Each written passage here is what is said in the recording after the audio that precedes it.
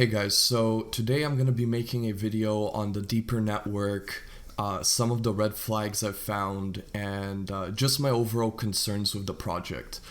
Before I start, I want to clarify that these are basically just speculations, my own opinions, just things that I've seen that are publicly available. I'm not saying Deeper Network is a scam. I'm not really even trying to imply that. I just wanted to bring up the research I've done, some things that concern me about the network, and just so you can make a more informed decision if you're going to buy it and invest. So, yeah, to start, I kind of just want to outline what the Deeper Network is or what they claim to be. They have the goal of creating a decentralized VPN by providing and selling little devices that you can hook up. And they give you this VPN access, and then in the future, you would be able to mine the DPR token as a reward for essentially sharing your bandwidth with the network. So that's the point of this whole thing. And I originally thought it was really cool when I first learned about it. But as I kind of dug deeper into the rabbit hole, I found some things that concerned me, some things that really bothered me, and I want to present that. So, first off, who owns this company? You can see publicly on LinkedIn that David Jin is the co-founder and COO of the Deeper Network. He's not anonymous, which is good, I guess, with a project like this.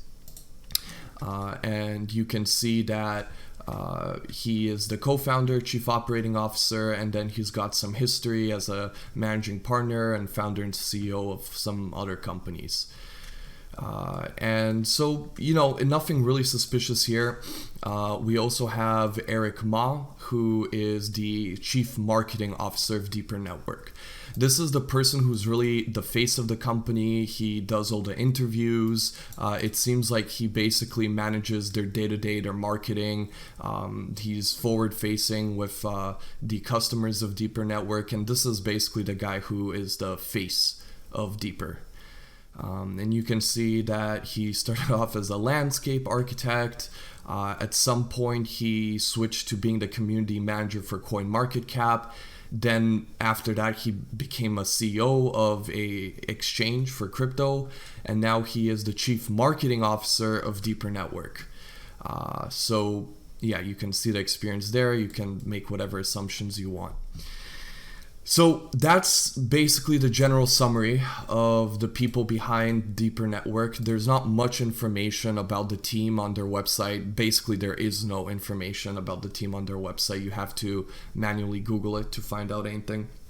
So now that you know a little bit more about what the company is, the people behind it, I kind of wanted to mention how I really got into this project in the first place.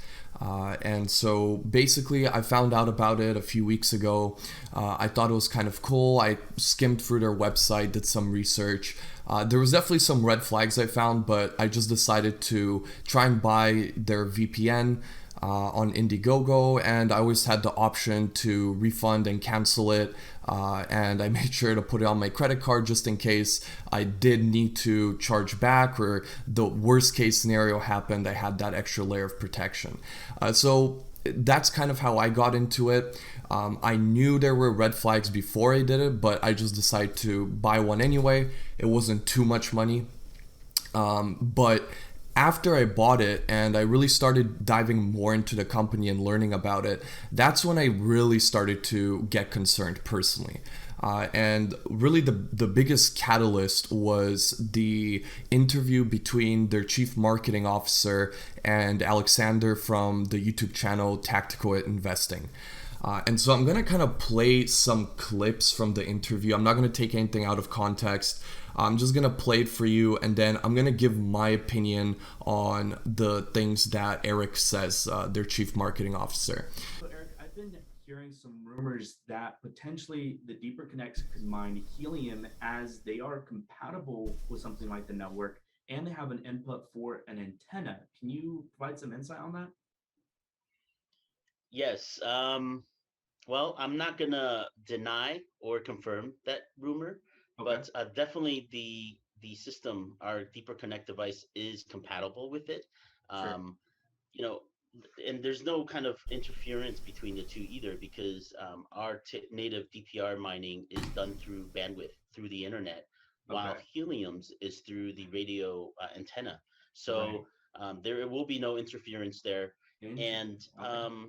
so if potentially this rumor is true, it's which would be really exciting. Right. No, We would be absolutely. mining both DPR and Helium. But for now, I cannot confirm if that is true or just a rumor. Sure. So, as you can see, he can confirm or deny the rumor. Very great way to start off the interview. So, I'm just going to put this out there. If you go into Helium, HIP manufacturers, and you go into the pull request, basically, if you don't know what this is how a manufacturer gets accepted to create a hotspot for the Helium network, right? And if you look at it, there is no deeper network on here. They have not even applied. So don't deeper network does not get any special privileges, right? It's not like they can go up to Helium and say, hey, so I think we can actually make our device mine. Is it okay if we can just fast track everything and start doing that? That's not how it works. If they wanted to mine Helium and make their device compatible with it, they would have had to apply. From there, it would be a few more months before anything even happens. There's a pretty long process. They need to get certain certifications, FCC, C for Europe, whatever, right? So there's no way he should be saying this stuff when they haven't even applied to become a distributor of hotspots, right? To make it work with the Helium network. And the fact that he's doing this, oh, I can't confirm or deny this, this is so, he's basically using FOMO and putting the idea out there that maybe in the future you can do it. But there's no evidence that this could even happen. There's no evidence that they've even applied, that they've talked to Helium. This is just something that probably someone started as a rumor, and then to sell more of these devices, which I'll get into later, he's saying you might be able to mine Helium. And I can already see in the Helium Discord, people are asking about it. Hey, did you hear about Deeper Network? I'm thinking of buying one because I might be able to buy or mine Helium, HNT. So I don't know. Take it with a grain of salt. I personally would not buy a product on the potential promise of it being able to do something in the future. When you buy a product, you want to know what it would be able to do now, right? What is confirmed that it would be able to do. So that's the first red flag immediately from the start of the interview. So let's continue. Absolutely. So one of the questions that I've received is once you get your Nano or your Mini, there's two alternatives to start earning DPR tokens from mining. You can either just connect it and wait for you to get to that 100 credit score, or you can go ahead and pretty much bind 20,000 DPR tokens at a minimum to get you that 100 credit score. Can you fill us in a little bit on how the binding works, as well as the time frame that if someone just connects it and doesn't want to bind any tokens, how long it would take for them to start earning DPR tokens for mining? Absolutely. So basically, there are two types of mining systems that we have right now. Okay. The first one is the basic capability mining.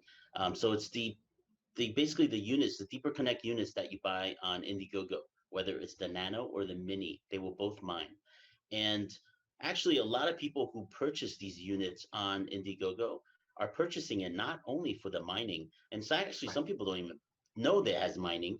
They purchase it for the DPN features, which is basically lifetime VPN but decentralized, and then they have the cybersecurity protection, which protects their entire network, including IoT devices, and then Right. also something that's going to get further developed and have a lot more depth and ecosystems is the Web3 gateway that we will Right. develop as mainnet launches. So these three features, a lot of people find plenty for the price, and they're very happy with it. Now, a lot of them are going to be surprised when they find DPR in their wallets as they connect and share Sure. their broad unused bandwidth, and they're going to be mining, after a while. So this is the basic mining capabilities. They will start once mainnet launches. They will start with a credit score of 0, and then it will, once it reaches 100, which will take about 4 to 6 months, depending on how long they connect and how much they contribute to the network, then Sure. they will start earning DPR tokens. Okay. Now, the other one is the Genesis node advanced miners. And Right. these, there's nowhere to buy these actual miners. And the Okay. only way to get them is by staking DPR. Now, a lot of people will stake the minimum, which is 20,000, which Mhm. will get their foot in the door. That will earn them 100 credit score.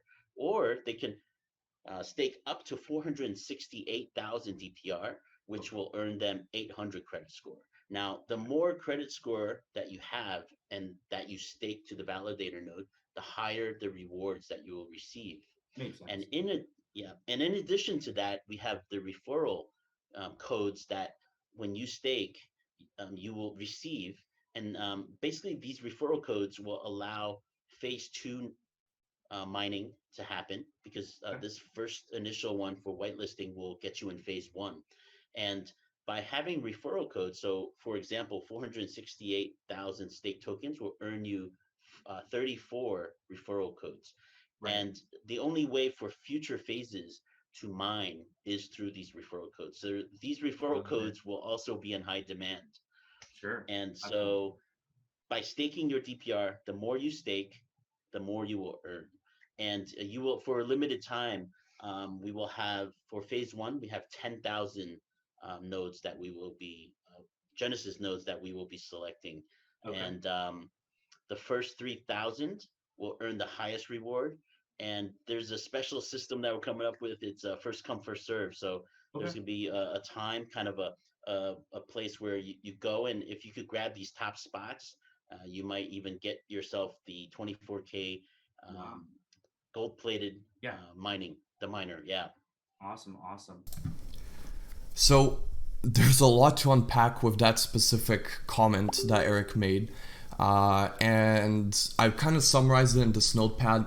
Basically, for the basic miners, which are what you can currently buy on Indiegogo, the VPN itself, once you get it and mainnet launches, it's going to be 4 to 6 months before you can even start earning DPR.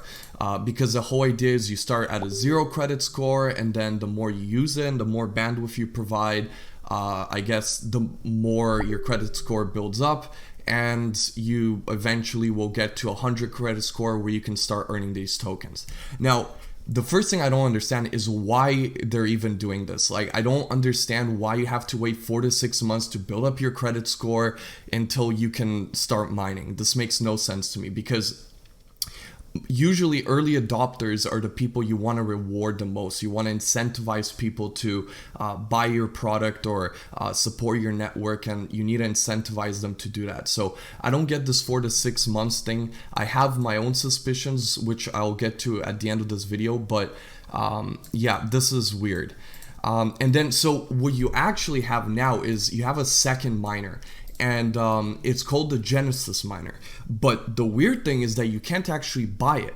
So I was on their Telegram group, and apparently what you need to do is you need to stake at least 20,000 DPR tokens, right? So I believe that's a few $1,000s at its current value.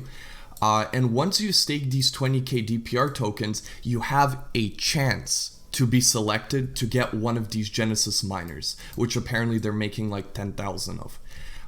And he said that the more you stake, the more credit score you get, which means the higher the rewards. And so he's basically trying to encourage people to stake more money, and you get a bigger chance of getting higher rewards, and you get a bigger chance of getting selected to receive a Genesis miner. So on top of that, this is something I didn't really understand because he didn't explain it very well. But apparently on phase 2 of mining, staking gives you referral codes that allow you to further mine. I'm not sure exactly what he means by this. Maybe these referral codes are used to get more of these Genesis miners.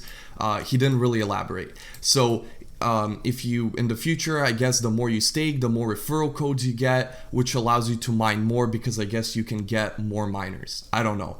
And he then goes on to mention that the first 3,000 units of these Genesis miners will give you the highest rewards. And so I guess the other 7,000 out of the 10,000 total will give you less rewards. And maybe you might get selected to receive one of their like gold-plated miners or whatever. So I don't know, like this just seems really weird to me. I don't know why the system is so complicated. Eric can't even explain it himself. Like it's complicated, it's convoluted, and it really makes no sense. And it just encourages this FOMO staking. So maybe you get selected by the deeper network gods to receive this Genesis miner. The first 3,000 will make more rewards. It just makes no sense to me.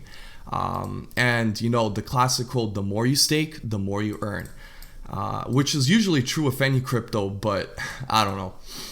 So let's continue.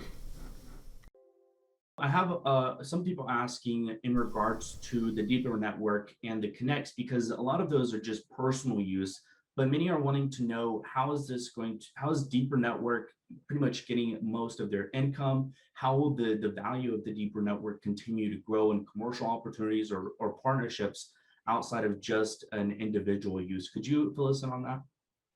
Absolutely.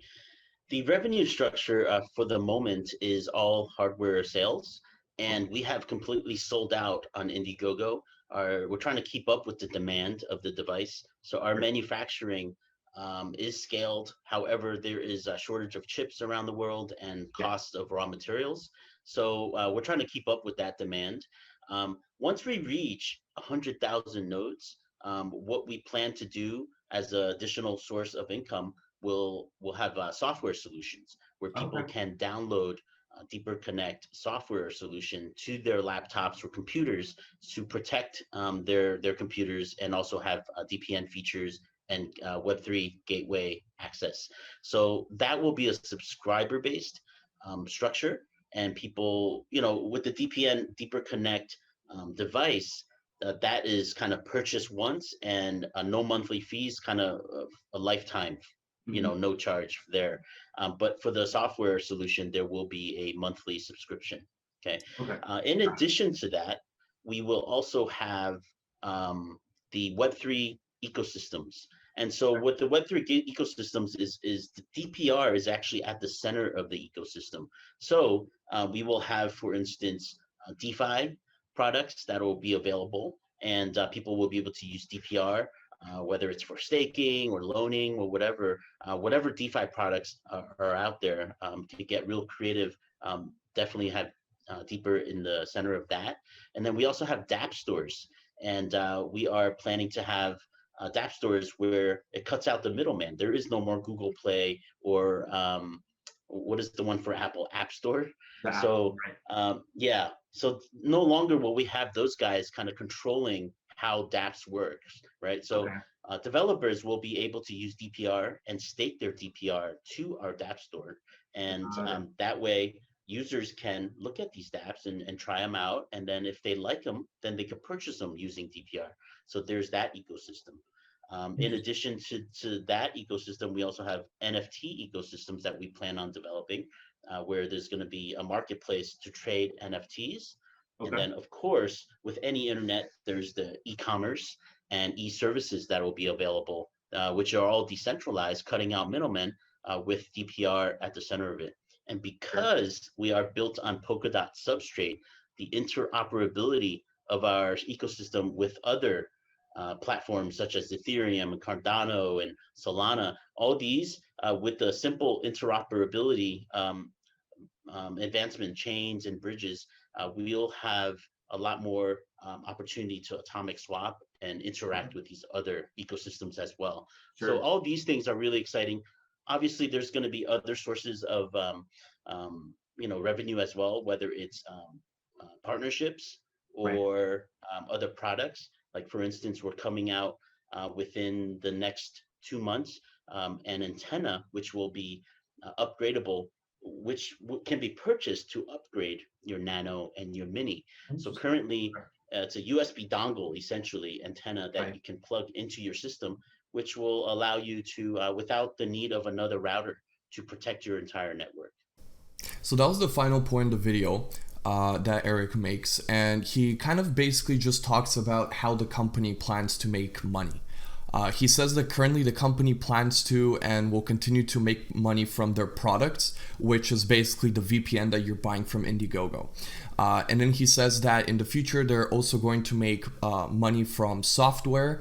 And he goes on to say that they'll have some sort of software app that users can download to use the VPN without actually owning like the device you need to buy from Indiegogo.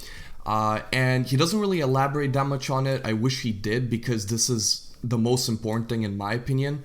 How will users pay? Will they use the DPR token to pay for their usage? How exactly is that going to work? Because honestly, out of all of the points, which I'll get into in a bit, about what gives the coin its value, the DPR coin, this software where users can basically just download an app and use the VPN service, that's the only good thing I see from everything he said. He then goes on to say that the coin will get its value from DeFi products, decentralized app stores, NFT ecosystem, like basically just NFTs, and then some sort of decentralized e-commerce solution. This stuff is just gibberish to me. Like, yeah, they can implement all of this stuff. It is technically possible, but I don't know. Like, this is the most generic thing ever. Like, every single coin that comes up is like, oh yeah, we have an NFT store, we have DeFi products, and that's it. It's super generic, and it really doesn't give any indication to what will give its coin its value, which is why I was saying this software is basically the only thing I see that's worthwhile here. NFTs, sure, e-commerce, sure, but you're gonna need to get developers to build on your system, and when you have other coins, I'm not really sure what would encourage someone to use DPR instead of all the other blockchains out there, personally at least. And then he finally goes on to say that they're planning on having some sort of product, which will be an antenna that lets you upgrade your current VPN device that you own. So to me, what I get from this is that it seems the company basically plans to make most of their money from their products and their software. And I don't know how incentivized really they are to continue and make the coin worthwhile, like go up in value. Because if you actually look at their white paper, and this is something I noticed earlier and it was a bit of a red flag to me. If you see the distribution, the team investors only get 10%. And they have some sort of private token sale, but the team and investors really only hold 10% of the coins. And usually with projects, especially newer ones, you want to have the team making a lot of a higher percentage, a lot higher than 10 for sure, because they need to be incentivized to continue developing the ecosystem, and they need to be incentivized for the coin to actually go up in value, right? Just like people need to be incentivized to actually buy the product and mine the coin, the team and the investors need to be incentivized to continue developing the coin and the ecosystem.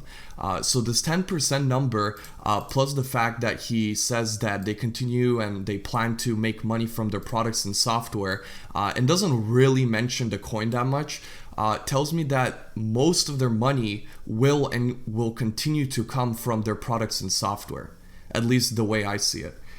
Which is concerning, because obviously if you're investing in this project, the main income you're getting is from the actual coin. So if the coin isn't going up in value and the developers have no incentive to make it go up in value, then you're not really going to be incentivized to continue supporting the network, if that makes sense.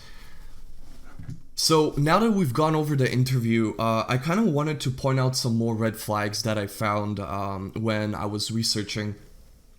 These are they're not huge things, they're minor really, but it's still worth noting. So one of the first things, I noticed this way before I even bought it, if you go on their website and you scroll down a bit, which is very hard to do, but if we just go down, you can see our partners, and they're listing Amazon, they're listing Best Buy, Indiegogo, and a bunch of VC funds, I guess, and some other things.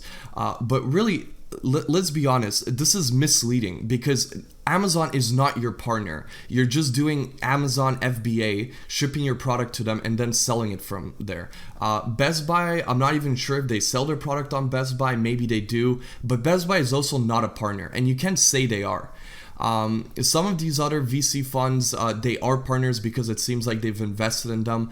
But then there's other ones like, for example, this A21 Capital, which if you click on it and you click portfolio, you're not going to see the Deeper Network in here. So I'm sure maybe these people invested in it, but why is Deeper Network not on here if you did invest in them? So just another small thing. It's really the same here with their media articles.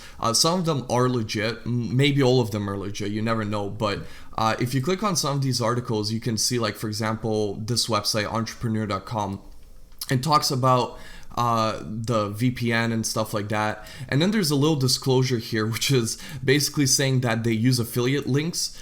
And you scroll down a little bit and you can see that you can buy the Deeper Connect Nano. They have a link here. And if you look at it's basically an affiliate link. You can verify if you look at the very bottom of the Chrome here that it is an affiliate link. So I don't even know if this is really an article or more something that's promoting this product and trying to get revenue by giving an affiliate link here for people to buy.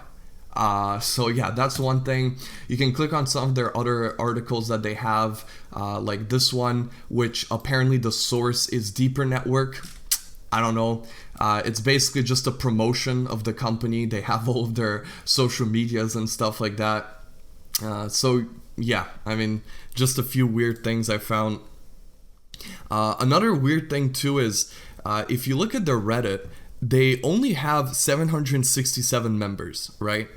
But then you look at their Telegram and they have nearly 18,000 members, right?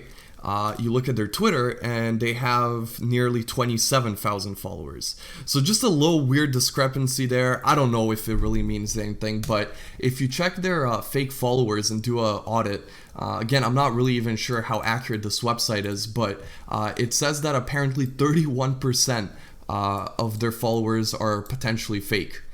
So just something to keep in mind. Again, this is all speculation. I'm not even really sure how accurate this website is, but I'm just pointing out what I'm seeing online. Another thing too is, like, they're launching an NFT which you can buy for $2,000, and if the company ever IPOs, they will give you shares, apparently. I'm not really sure about this. Again, it just goes back to using FOMO tactics. You have no guarantee that they'll ever IPO. Absolutely no guarantee. But they still expect you to fork over $2,000. I don't get it, personally. Stuff like this is just weird. Another thing too is, like, if you look at their white paper, a lot of people are saying, like, oh dude, just read their white paper, man. It's a 60-page, oh no, sorry, it's an 80-page white paper. And I did read through it, and you go down, honestly, I'd say probably 30 to 40 of these pages out of the 80 are just fluff, right? Like here they're talking about Web 2, cybercrime, they have some statistics in there, censorship, but really, like, it's not much. Like, if you read it here, they're talking about how it's low energy consumption. They're comparing a ASIC mining rig and a GPU rig to the Deeper Connect, which I don't even know if you can really compare these. It's like apples to oranges, I guess you can say. They're talking about their hardware wallet. They've got some clip art in here. A lot of it's really fluff, in my opinion. Like, really the later kind of pages are where it gets a little bit more technical and it tells you a little bit more about the project. But yeah, a lot of people like to reference how long their white paper is and how well it thought out it is. And it's not bad, but really it's just a lot of fluff. And I don't know if they need these full 80 pages. I feel like this project could, especially after watching the interview with Eric and Alexander from Tactical Investing, they just overcomplicated a lot. I don't know if you need 80 pages of this white paper. I mean, Ethereum, if you look it up, I can't spell it, but if you look at their white paper, the Ethereum white paper is 36 pages. Right? And Ethereum is a very complicated blockchain. So if Ethereum can outline their entire project in a white paper in 36 pages, I'm sure you can do the same. So just another thing, you can also pull up their Amazon reviews. This is for an older model of the Deeper Connect, their actual VPN. It's a little bigger, but you know, the reviews aren't even really that great. There's some good ones. Some people say that they have issues with it. And it's not something that really brings a lot of enthusiasm when you're looking through it. I'm sure that maybe the product has improved over time. As I mentioned, this is an older model. But yeah, I don't know. It's just one more red flag to point out. Another thing I found, which is from around July 5th here, is this forum post on Linus Tech Tips. Some guy kind of asks about the project, and this guy posts a pretty negative opinion on it. He outlines a lot of different things, and after someone from the Deeper Network replies to him, and they basically go point by point and addressing his concerns. And I think this was smart. This was good. However, the way they addressed it is just ridiculous. Some of them are okay points, I guess. But if you go down here and it's talking about as featured on, referring to 4 websites, but no links to articles. So this is kind of what I brought up earlier, which is the fact that they're partners.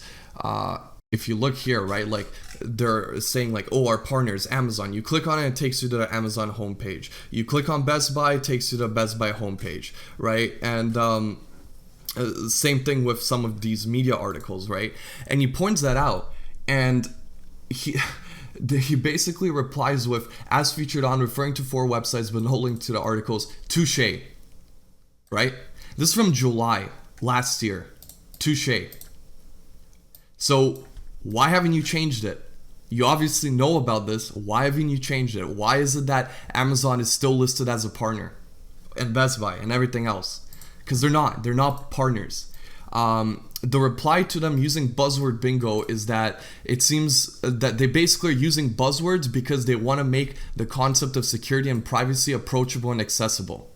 Okay, fair enough. But you also don't have to completely oversell it, right? Tell people more information. People aren't dumb, right? And yeah, it's just really lackluster response. A lot of the points here are just kind of weird. And again, it just screams like this unprofessionality coming from the company in terms of how they're engaging and communicating with customers. So now we get to the juicy part, right? And this was my kind of effort. Basically, after I did some research, I decided to back out of the project. As I said, I originally bought a Connect Mini. I bought 2, one for my friend and one for myself. And I put it on my credit card because I wanted to have the extra layer of protection just in case I needed to charge back. And so basically I think a week and a half to 2 weeks after I bought it, I decided to refund it just because I wasn't confident in the project, right? I'm not saying other people should refund the product, but I just personally did not want to keep it. So I bought my Deeper Connect Mini in mid-June, and it's supposed to be shipped out in August 2021. There's no date, but it just says August. And so this is one of my contributions here. As I said, I had 2, but this is one of them. And you'll notice it says refunded. I'm going to put up a screenshot of how the screen looked a few days ago before I managed to get my refund. And basically, what they did is, because this thing is supposed to ship out in August, the way Indiegogo works is you can get a refund through Indiegogo as long as the item hasn't been shipped and the funds have not gone into the campaigner's wallet, or I don't know exactly how it works, but until the funds go from Indiegogo to the actual company, you're able to get a refund. And originally, because I kept checking the contribution for the first week after I bought it, and there was a refund button and I could use it, right? And then once I decide to actually refund this thing, I log into Indiegogo, and the first thing I see is that there's shipping information now. However, the shipping information is just NA. It's nothing. There's no shipping information. And because of this, I actually couldn't refund. So I think what they ended up doing, and this is just speculation, but I think what they might have done is they might have given it shipping details to almost fool Indiegogo into thinking this product's been shipped out. And so you can't actually get a refund from Indiegogo after that. And so I sent a support ticket. I emailed Deeper as well to try and get a refund, right? And I get greeted by someone called Hector. And he basically tells me you can go ahead and cancel the order yourself. If you find any problems, let me know. I don't know why he couldn't just check my order, because he would see that I'm unable to refund it myself. And the fact that I'm contacting him probably indicates the fact that I am unable to refund it myself. So anyway, I reply and I tell him thanks for getting back to me. And I tell him that I can't cancel the order myself, and I provide a screenshot. He then replies to me and says, one of the problems is that the devices are already probably on their way. So this really pissed me off because, one, they're obviously not on the way when my shipping details are not there. I don't have a tracking number. I don't have anything. I have NA. And then on top of that, it's supposed to be shipped out in August. It's currently mid-June. There's no way the device has been shipped out. And I'm not sure why he can't even check, because I gave him my order numbers. He can just enter them in and check what's up with the product. And I told him that there's no shipping information. I told him that it's supposed to ship out in August and it's definitely not on the way yet. And I asked for a refund again. He tells me he'll look into it. I don't get a reply for a while. And then after a few hours, I get a notification that both of my contributions have been refunded. So, okay, great. And then he hits me with, if for some reason they are shipped to you, please apply for the refund form and send them back to us. Otherwise, we will have to charge you back. If that's so unprofessional, I don't even know how a company can say something like this. One, they're the company, they're manufacturing these products. So I don't know how he can tell if they've shipped it out to me or not. They should be able to know that, period. And then he proceeds to tell me that if they did ship them out, we have to return them or they'll charge us, which I'm pretty sure is impossible anyway. But the lack of professionality is really amazing to me, especially for a company that their whole survival really depends on adoption. And if you want people to adopt your product and to decentralize your network and contribute to it, you need to provide incentives for people to do that. You can't scrim over with these weird shipping methods. You can't scrim over with telling them, oh yeah, if we did accidentally send the product to you, please send it back or we'll have to charge you. Just very unprofessional. So yeah, thankfully I was able to get a refund. I wasn't super worried because, as I said, I put on my credit card so I could always charge back if I needed to. But yeah, I mean, you guys can make your own assumptions from this, from the information I've given you. So, my feedback to the Deeper Network. First of all, I'm not saying it's a scam. I'm sure some people are going to say this video is fun. Honestly, if you've done your research, you want to take the risk, and you've decided to buy the VPN, then do it. I'm not stopping you. If you want to do the risk and take it, then go ahead. I'm honestly just pointing out what I've seen online, my concerns, my own experience with the company, and yeah, maybe this project can be successful. But in my opinion, what needs to happen is no more bullshit buzzwords. Stop using elusive FOMO tactics to sell your products. There needs to be a solid plan that isn't overly complicated, with a clear vision for the future outlined to your customers. There needs to be more thought put into the coin and what it will be used for, instead of, again, just buzzwords. There needs to be better communication from your support teams to your chief marketing officer.